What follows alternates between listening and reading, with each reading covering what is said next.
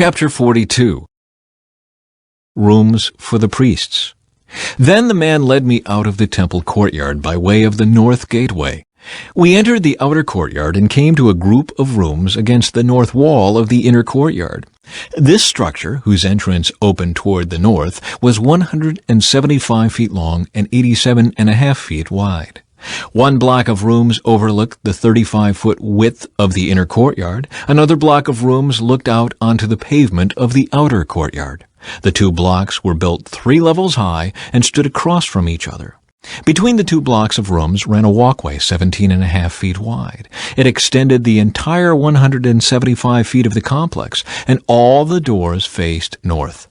Each of the two upper levels of rooms was narrower than the one beneath it because the upper levels had to allow space for walkways in front of them. Since there were 3 levels, and they did not have supporting columns as in the courtyards, each of the upper levels was set back from the level beneath it. There was an outer wall that separated the rooms from the outer courtyard. It was 87.5 feet long.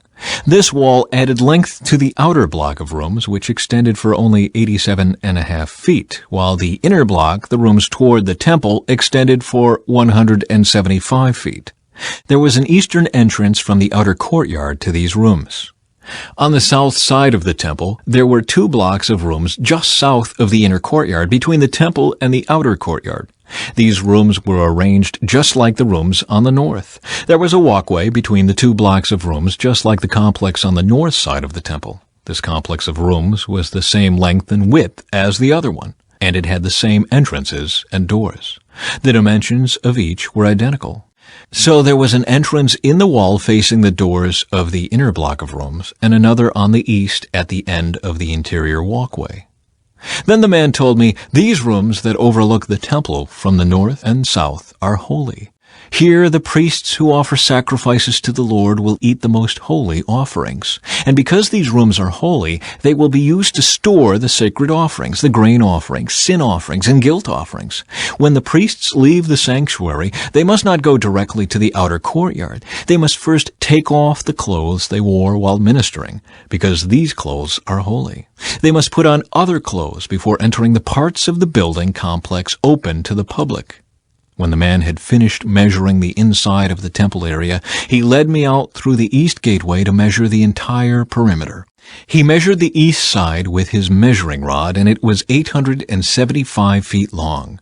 Then he measured the north side, and it was also 875 feet.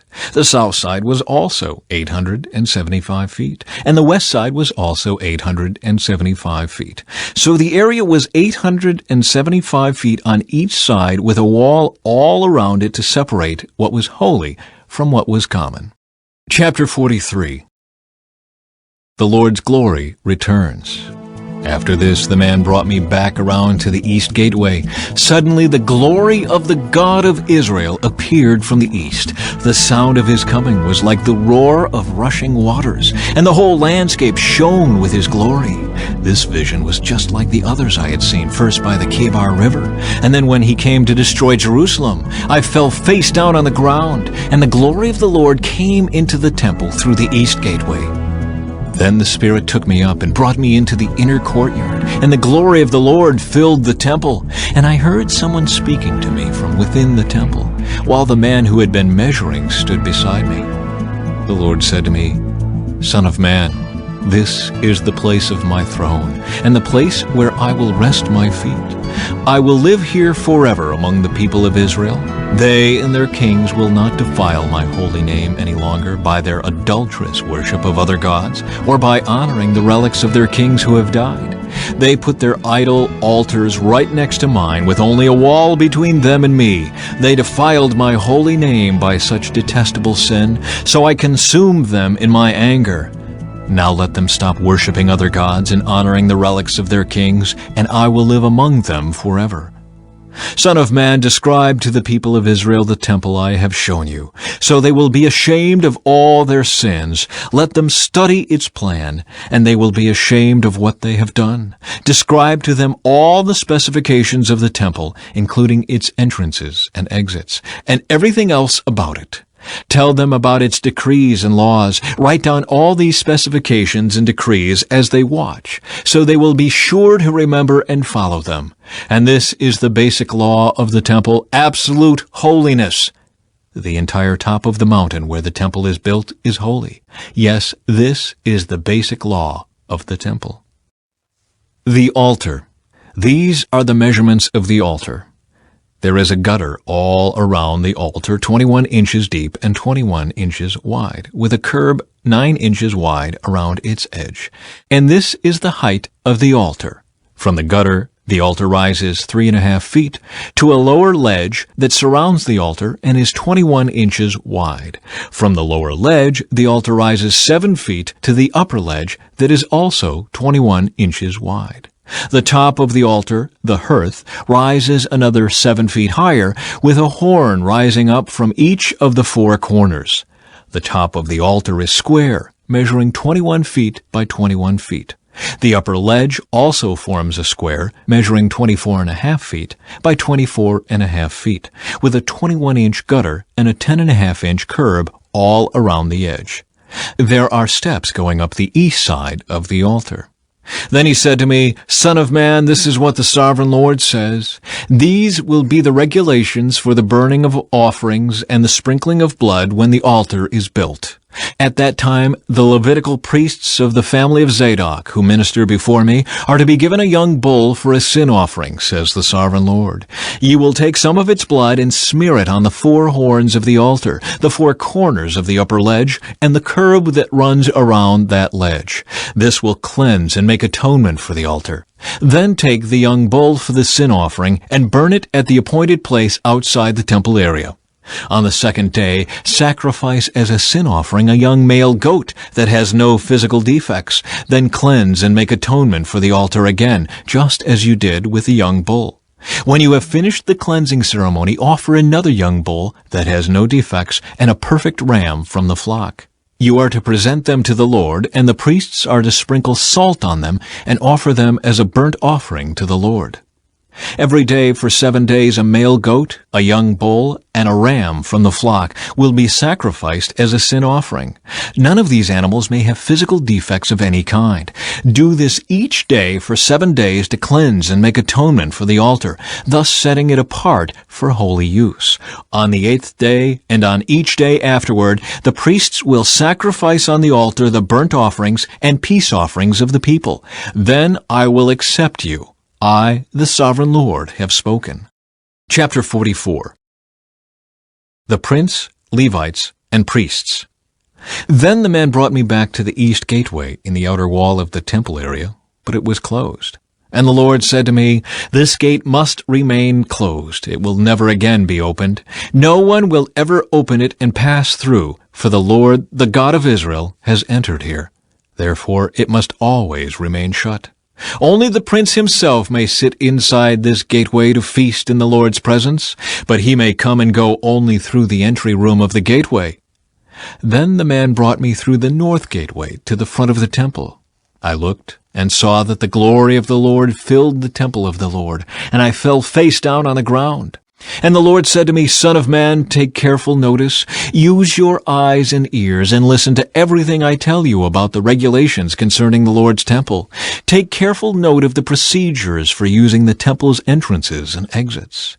And give these rebels, the people of Israel, this message from the sovereign Lord. O people of Israel, enough of your detestable sins. You have brought uncircumcised foreigners into my sanctuary, people who have no heart for God. In this way you defiled my temple, even as you offered me my food, the fat and blood of sacrifices. In addition to all your other detestable sins, you have broken my covenant. Instead of safeguarding my sacred rituals, you have hired foreigners to take charge of my sanctuary. So this is what the sovereign Lord says, No foreigners, including those who live among the people of Israel, will enter my sanctuary if they have not been circumcised and have not surrendered themselves to the Lord. And the men of the tribe of Levi who abandoned me when Israel strayed away from me to worship idols must bear the consequences of their unfaithfulness. They may still be temple guards and gatekeepers, and they may slaughter the animals brought for burnt offerings, and be present to help the people. But they encouraged my people to worship idols, causing Israel to fall into deep sin. So I have taken a solemn oath that they must bear the consequences for their sins, says the sovereign Lord. They may not approach me to minister as priests. They may not touch any of my holy things or the holy offerings, for they must bear the shame of all the detestable sins they have committed. They are to serve as the temple caretakers, taking charge of the maintenance work and performing general duties. However, the Levitical priests of the family of Zadok continued to minister faithfully in the temple when Israel abandoned me for idols. These men will serve as my ministers. They will stand in my presence and offer the fat and blood of the sacrifices, says the sovereign Lord.